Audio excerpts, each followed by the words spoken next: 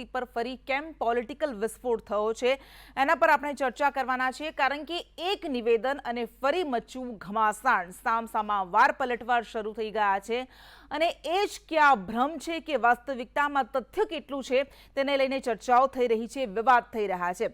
આપણે આ મુદ્દા પર આજે ચર્ચા કરવાના છીએ। આપણી સાથે અત્યારે સંઘ સમર્થક કનુભાઈ જોશી જોડાઈ ગયા છે, તેમની સાથે આપણે વાત કરીશું અને આ મુદ્દાની શરૂઆત કરીશું। કનુભાઈ, થોડા સમય પહેલા, એકાદ મહિના પહેલા મોહન ભાગવતે એવું કહ્યું હતું કે વસ્તીનું અસંતુલન એના કારણે દેશ તૂટતા હોય છે, દેશનું વિભાજન થાય છે। આજે દત્તાત્રેય હોસબોલે કહ્યું છે કે ઘૂસણખોરોને કારણે, ઘૂસણખોરીને કારણે અને ધર્માંતરણને કારણે જે થઈ રહ્યું છે, પહેલા બંનેના જે સામસામા વાર પલટવાર આવ્યા છે, કારણ કે બંને દિશામાંથી જે વાતો થઈ રહી છે એ સાંભળી લઈએ, પછી ચર્ચાને આગળ ધપાવીશું। कई जगह पर संख्या हिंदुओं की कम उसके परिणाम भी भुगतना पड़ता है, जो पहले भी हुआ है और जगह जगह पर उसकी समस्या भी आई है। इसलिए ये जो किसी न किसी प्रकार से मतांतरण करने की कई साजिश है, यह भी एक जनसंख्या को। अच्छा, फिर आप ये भी देख लो, बोलते पॉपुलेशन, आबादी को कंट्रोल करना है, मुसलमानों की आबादी नहीं बढ़ रही, तुम ना खामा टेंशन में मत ला जाओ, अरे आबादी बढ़ रही नहीं बढ़ रही, आबादी गिर रही हमारी। अच्छा, सबसे ज्यादा बच्चे पैदा करके एक बच्चे में दूसरे पैदा कर जो टाइम देता है उसको स्पेसिंग बोलते हैं। स्पेसिंग सबसे ज्यादा कौन कर रहे मालूम आपको? मुसलमान कर रहा। तो एक तरफ જ્યારે આરએસએસ દ્વારા કહેવામાં આવી રહ્યું છે કે વસ્તી અસંતુલનને કારણે ઘણા બધા જોખમો ઊભા થાય છે, દેશ માટે તેમના ઇશારા કંઈક અલગ છે અને એવું પણ કહેવામાં આવી રહ્યું છે કે એના માટે વસ્તી નિયંત્રણ કાયદો લાવવો જોઈએ, જે તમામ માટે લાગુ થવો જોઈએ, કોઈ પણ તેમાં અપવાદ ન રહેવું જોઈએ, કોઈ પણ બાકાત ન રહેવું જોઈએ। આ તરફ અસદુદ્દીન ઓવૈસી જે રીતે કહી રહ્યા છે કે આ માત્ર એક ધર્મના લોકોને ટાર્ગેટ કરવા માટે ભ્રામક વાતો ફેલાવવામાં આવી રહી છે, માત્ર ને માત્ર વહેમ ઊભો કરવામાં આવી રહ્યો છે, કારણ કે જે પણ આંકડાકીય માહિતી સામે આવી રહી છે તે કંઈક અલગ જ વાસ્તવિકતા મૂકી રહી છે, અલગ જ હકીકત મૂકી રહી છે। આપણે ચર્ચા કરીશું। આપણી સાથે સંઘ સમર્થક કનુભાઈ જોશી જોડાઈ ગયા છે, મોહસિન લોખંડવાલા લઘુમતી મોરચાના પ્રમુખ ભારતીય જનતા પાર્ટીમાંથી આપણી સાથે જોડાઈ ગયા છે અને એઆઈએમઆઈએમના કાર્યકારી પ્રમુખ સોહેલ વાડીવાલા આપણી સાથે જોડાઈ ગયા છે। આપ તમામનું સ્વાગત છે। કનુભાઈ, મોહન ભાગવતે આ પહેલા વાત કહી હતી અને વારંવાર આ પ્રકારના નિવેદન સામે આવતા રહે છે। આજે દત્તાત્રેય હોસબોલે કહ્યું છે, તમે જે વાત આ પહેલા પણ કહેવામાં આવતી રહ્યું છે કે હિન્દુ ધર્મ ખતરામાં છે અને હવે એવું કહેવામાં આવ્યું કે ઘૂસણખોરી અને ધર્માંતરણને કારણે દેશ તૂટતા હોય છે, વિભાજન ઊભું થતું હોય છે। કઈ માહિતીને આધારે, કયા આંકડાકીય વિગતોને આધારે આ વાત કરાઈ રહી છે? નમસ્કાર। એક તો હું વાત કરું કે આ જે વસ્તી નિયંત્રણનો જે પ્રશ્ન છે એ પ્રશ્ન રાષ્ટ્રીય પ્રશ્ન છે, એ કોઈ સંપ્રદાયનો નથી, કોઈ જાતિ વિષયક નથી, ધર્મ વિષયક નથી। હું એક સામાન્ય પ્રશ્ન તમને વાત કરું કે મારી ઇન્કમ 30, 40 કે 50 હજાર ઇન્કમ છે અને મારે ઘરે 4 બાળકો છે કે 5 બાળકો છે, તો 4 કે 5 બાળકોને હું જે રીતે ટ્રીટમેન્ટ આપી શકીશ એના કરતાં જો મારા ઘરમાં 2 બાળકો હોય તો એને સારી રીતે આપી શકું। એટલે મારી જે ઇન્કમ છે, ઇન્કમની મર્યાદામાં મારી જો મારા કુટુંબની સંખ્યા આપણે ઓછી હશે તો હું સારી ટ્રીટમેન્ટ આપી શકીશ, એક વસ્તુ। બીજું છે, આ પ્રશ્ન દેશને લાગુ પડે છે કે આ જ દેશની અંદર જે સંસાધનો છે એ લિમિટેડ છે, એ પૂરતા છે। જો વસ્તીનો વિસ્ફોટ થયા કરશે, વસ્તી વધા કરશે તો જે સંસાધનો છે એ ડિવાઈડ થઈ જશે, એટલે જે આપણને સુવિધા મળે છે, જે મળે છે એ આપણને કાપ મળશે। એટલે આ પ્રશ્ન ફક્ત કોઈ જાતિ વિષયક નથી, ધર્મ વિષયક નથી, પણ દેશ વિષયક છે કે દેશના બધા લોકોને આ નિયમ લાગુ પડવો જોઈએ। આ ફક્ત કંઈ મુસલમાન લાગુ પડે, હિન્દુને લાગુ પડે એવો સવાલ નથી, બધાને લાગુ પડે। આ દેશના બધા નાગરિકો સરખા છે, બંધારણે બધાને સમાન અધિકાર આપ્યા છે, તો બધાના સમાન કર્તવ્ય પણ છે। બધાએ દેશ પર તો આમાં તમને એમ નથી લાગતું કે આ ધર્માંતરણ અને ઘૂસણખોરીની જે વાત કરાય છે એ શબ્દોની જગ્યાએ આપણે જાગૃતતા લાવી શકીએ એવા કોઈક શબ્દોનો ઉપયોગ કરવો જોઈએ? ના, કારણ કે આ તો ખોટો સંદેશ આપે છે। નહીં, કૃષ્ણાબેન, આ વસ્તુ એવી છે, આ સત્ય વસ્તુ છે।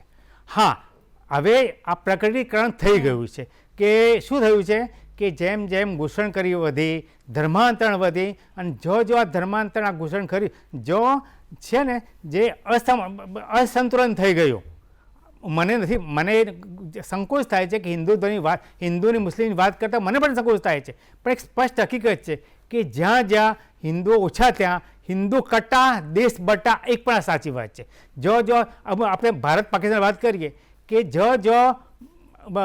જે છે પાકિસ્તાન કે કનુભાઈ, આવી જ બધી વસ્તુઓને કારણે પહેલા તુષ્ટિકરણની નીતિ થતી હતી, હવે કટ્ટરવાદ ફેલાવવામાં આવે છે, તો પછી આમાં ફરક શું રહેશે? નહીં, આપે જે રીતે કહ્યું કે હિન્દુ કટ્ટા દેશ બટા, તો આવા જ નિવેદનોને કારણે તો પછી આ ભ્રમ અને આખી સ્થિતિ ફેલાય છે. નહીં, કૃષ્ણાબેન, વસ્તુ છે વાસ્તવિકતાથી પણ દૂર ભાગવું ના જોઈએ. જે સત્ય છે એ સત્ય પણ આપણે સ્વીકારવું જોઈએ. પણ હકીકત એ છે કે આના કારણે રાજકારણ ગરમાઈ જાય છે, કારણ કે રાજકારણ ડિસ્ટ્રિક્ટ છે, આપણે આગળ ચર્ચા વધારીએ. કૃષ્ણાબેન, તમે રાજકારણની વાત કરી, રાષ્ટ્રકારણ અલગ છે.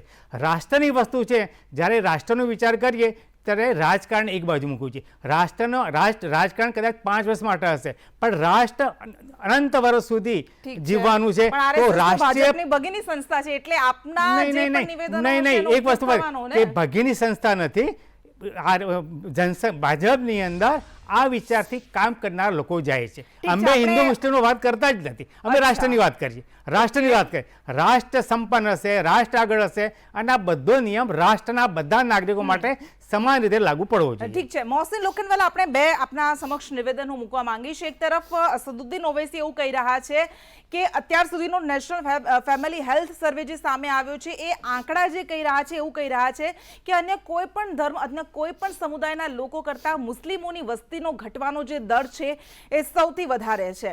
એટલે આ જે વાતો થઈ રહી છે માત્ર ને માત્ર રાજનીતિ માટે થઈ રહી છે. બીજો એક મુદ્દો એ, પૂર્વ ચૂંટણી કમિશનર એસવાય કુરેશીએ એવું કહ્યું કે હા, ઘૂસણખોરી એક સમસ્યા છે, એક પડકાર છે, પરંતુ 2, 4 કે 10 લાખ ઘૂસણખોરો આવશે તો એના કારણે કોઈ વસ્તી અસંતુલન ઊભું નહીં થઈ જાય. આપનું શું માનવું છે આમાં?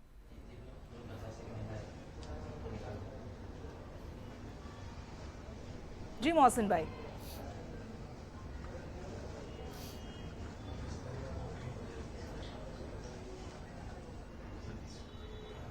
જી સોહેલભાઈ પણ આપણી સાથે એઆઈએમઆઈમાંથી જોડાયેલા છે, કાર્યકારી પ્રમુખ છે. સોહેલભાઈ, એક તરફ જ્યારે આરએસએસ એવું કહી રહી છે કે આ ઘણા બધા એવા મુદ્દાઓ છે કે જેને આપણે ધ્યાનમાં લેવાની જરૂર છે, એનો ઉકેલ લાવવાની જરૂર છે, અને આમાં કોઈ પણ ધર્મ બાકાત ન રહેવો જોઈએ, કોઈ પણ સમુદાય બાકાત ન રહેવો જોઈએ વસ્તી નિયંત્રણની જ્યારે વાત થાય ત્યારે. અસદુદ્દીન ઓવૈસી એવું કહી રહ્યા છે આ તરફ કે આ માત્ર ભ્રામક પ્રચાર કરવામાં આવી રહ્યો છે એક ધર્મને ટાર્ગેટ કરવા માટે.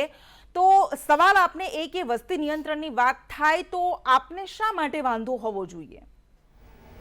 નમસ્તે કૃષ્ણાબેન, આપની મેં ચર્ચા સાંભળી, મુદ્દા સાંભળ્યા. જે આદરણીય મોહન ભાગવતજી અને દત્તાત્રેય હોસબોલેજીએ જે વાત કરી છે એ રાષ્ટ્રનીતિના અનુસંધાને વાત કરી છે, દેશહિતના રીતમાં વાત કરી છે. હું તમને એક બેઝિક વાત કરું કે આપણા દેશનું 32.8 લાખ સ્ક્વેર ક્ષેત્રફળ છે, જે ટોટલ દુનિયાના સ્ક્વેર ફીટના ફક્ત 2.4% છે, અને આપણી ત્યાં પોપ્યુલેશન 17.5% પોપ્યુલેશન, દુનિયાની પોપ્યુલેશન ભારત વર્ષમાં રહે છે. એટલે તમે જુઓ તો પ્રાકૃતિક રિસોર્સ હોય છે, નેચરલ રિસોર્સિસ છે, તે લિમિટેડ હોય છે. જો વસ્તી જનસંખ્યા વિસ્ફોટ થશે તો આ નેચરલ રિસોર્સિસ ઉપર બી અસર આવે. આપણી જરૂરિયાત શું છે? સારું શિક્ષણ છે, સારું આરોગ્ય છે, દરેક food for all, education for all, health for all.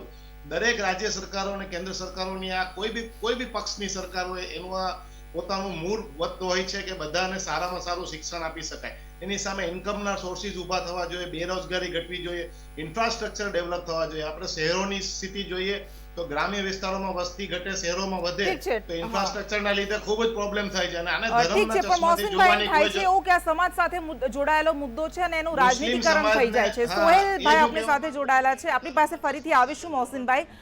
સોહેલભાઈ, એક રીતે અસદુદ્દીન ઓવૈસી જે રીતે કહી રહ્યા છે કે આખા મુદ્દાને માત્ર ને માત્ર પોલરાઇઝેશન માટે ઉપયોગ કરવામાં આવી રહ્યો છે, આપણે શું વાંધો હોઈ શકે જો આવી કોઈ નીતિ આવે તો? સૌથી પહેલા તો હું એ કહેવા માંગુ છું કે મોહન ભાગવતજી પર્ટિક્યુલર એક સંગઠન સાથે જોડાયેલા છે, દેશના કોઈ રાજકીય પક્ષ સાથે જોડાયેલા નથી, અને એમનું કોઈ નિવેદન હોય એ પક્ષ પૂરતું હોવું જોઈએ, દેશ માટે ન હોવું જોઈએ. બીજું કે અગર જો ગવર્મેન્ટ આ ટાઈપનો કોઈ રૂલ્સ લાવવા માંગે છે તો એ રૂલ્સની કમ્પ્લીટલી સમીક્ષા થવી જોઈએ, અને એ રૂલ્સ પર્ટિક્યુલર કોઈ મઝહબ પર, કોઈ ધર્મ પર ઇફેક્ટ ના કરતું હોય એના પર પહેલી સમીક્ષા થવી જોઈએ, એના પર વિચારણા થવી જોઈએ. જી જી કનુભાઈ જોશી, આપ પ્રતિક્રિયા આપવા માંગો છો? પ્રતિક એમને એ વાત કરી કે રાષ્ટ્રીય સ્વયંસેવક RSS છે એ સંગઠન છે, પણ એ વાત કરી દઉં કે રાષ્ટ્રીય સ્વયંસેવક રાષ્ટ્રના હિતો માટે જ કામ કરે છે. કોઈ પણ પ્રશ્ન હશે, બરાબર છે, તો એ રાષ્ટ્ર એટલે એ કંઈ નિવેદન આપે છે એ પોતાના સંગઠન પૂરતું નથી, સર્વોપરી રાષ્ટ્રના હિત માટે જ એ નિવેદન આપે છે. એટલે એને એક લિમિટેડ એરિયામાં કોઈ પણ હોય, સમાન સિવિલ કોડ હોય કે પછી CA હોય કે પછી હિન્દુ ધર્મમાં સુવાસતની વાતની અંદર પણ એક કહે છે કે હિન્દુ ધર્મમાં સુવાસત નહીં હોય, એના આપણે પ્રયત્ન પણ કરીએ છીએ. જનસંખ્યા અસંતુલનને કારણે ફરી એક વખત જ્યારે ઘમાસાણ મચ્યું છે ત્યારે આપણે ચર્ચા કરી રહ્યા છીએ. કનુભાઈ જોશી, ફરી આપની પાસે આવીએ. દત્તાત્રેય હોસબોલે દ્વારા એવું કહેવામાં આવ્યું કે જો કોઈ ધર્માંતરણ કરે તો પછી એમને આરક્ષણનો લાભ ન મળવો જોઈએ. આ પહેલા વિશ્વ હિન્દુ પરિષદ દ્વારા પણ એવું કહેવામાં આવ્યું હતું કે જો કોઈ ખ્રિસ્તી ધર્મ અપનાવે તો પછી એને હિન્દુ હતા ત્યારે જે લાભ મળતા હતા ST કે SC માં એ લાભ ન મળવા જોઈએ. તો આ તો સંપૂર્ણપણે તમને નથી લાગતું કે અન્યાયી વાત છે અથવા તો અયોગ્ય વાત છે? તમારી વાત સાથે હું અસંમત એટલા માટે થઉં છું કે આપણને SC ST ને લાભ કેમ મળતા હતા? કારણ કે હિન્દુ સમાજમાં વર્ષોથી આ લોકો વંચિત રહી ગયા હતા, એમને લાભ મળ્યા નહોતા. આપણામાં ભેદભાવ હતો, ઉચ્ચ સવર્ણ નીચી જાતિના બધા એ લોકો હતા. એ લોકો વર્ષોથી સદીઓથી આપણા સમાજે એમને બહુ પાછળ રાખ્યા હતા. એટલે હિન્દુ સમાજની અંદર જ આ અસમાનતા હતી, માટે હિન્દુ સમાજના લોકોને આપી. જ્યારે મુસ્લિમો તો એમ કહે છે અમે બધા ભાઈઓ છે, અમારે કોઈ અસમાનતા છે જ નહીં, ક્રિશ્ચનોએ પણ નથી. તો ક્રિશ્ચન અને આપણે સમય ઓછો છે કનુભાઈ. મોહસિનભાઈ પાસેથી પ્રતિક્રિયા લઈ લઈએ. મોહસિનભાઈ, જ્યારે એવું કહેવામાં આવતું હોય કે અન્ય કોઈ ધર્માંતરણ થાય તો પછી એને અન્ય લાભ ન મળવા જોઈએ, જે પણ વેલફેર લાભ મળે છે, કલ્યાણકારી યોજનાઓના લાભ મળે અથવા આરક્ષણનો લાભ મળે ન મળવો જોઈએ, આપનું શું સ્ટેન્ડ? આપણા સુપ્રીમ કોર્ટના ચુકાદા પ્રમાણે આપણા બંધારણમાં ધર્મ પ્રમાણે આરક્ષણ આપવામાં આવ્યું જ નથી બેન. આપણે જાતિ અને જ્ઞાતિ પ્રમાણે આરક્ષણ આપવામાં આવ્યું છે. એટલે જો કોઈ ધર્મ પરિવર્તન કરે છે તો એ બાય ડિફોલ્ટ બંધારણ અને સુપ્રીમ કોર્ટના રૂલ પ્રમાણે તેમાંથી એક્ઝિટ થઈ જાય છે. એ આધાર પર એમણે કહ્યું છે. અને અત્યારે કોઈ બી મુદ્દો હોય એને ધર્મથી ચશ્મામાં જોવાની આદત અમુક રાજકીય પક્ષોની પડી ગઈ છે. એટલે જે ધર્મ આધારિત પ્યોર રાજકારણ કરે છે એ બધા દરેક મુદ્દામાં હિન્દુ મુસ્લિમને સામસામે લાવે છે. જી, સોહેલભાઈ પાસેથી પ્રતિક્રિયા લઈ લઈએ. મોહસિનભાઈ, આપની પાસે સમયનો અભાવ છે. સોહેલભાઈ પાસેથી પ્રતિક્રિયા લઈ લઈએ. સોહેલભાઈ, મોહસિનભાઈ એવું કહી રહ્યા છે કે દરેક વસ્તુને રાજકીય ચશ્માથી જોવાની આદત પડી ગઈ છે. હેલો જી જી જી ફરીથી જી સોહેલભાઈ. હા જી હા પૂછો. જી, એટલે એવું કહેવું છે મોહસિનભાઈનું અને RSSનું કે દરેક મુદ્દાને આપને રાજકીય ચશ્માથી જોવાની જ આદત પડી ગઈ છે. આપ વિચારતા નથી કે આ મુદ્દાને લઈને આગળની રીતિ શું છે?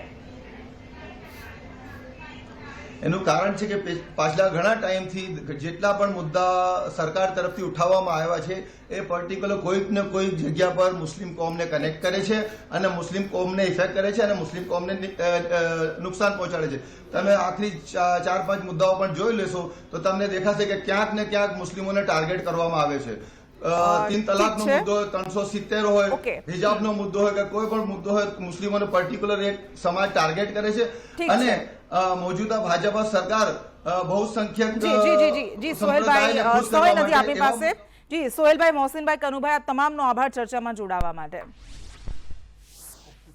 એટલે એક એવો મુદ્દો છે કે જેના અનેક પરિમાણો છે, અનેક પ્રતિક્રિયાઓ સામે આવી રહી છે. કેટલી પ્રતિક્રિયાઓમાં કેટલું તથ્ય છે, આંકડાઓ શું કહી રહ્યા છે, આ બધી વસ્તુઓને ધ્યાનમાં રાખીને આ મુદ્દે વિચાર થવો જોઈએ.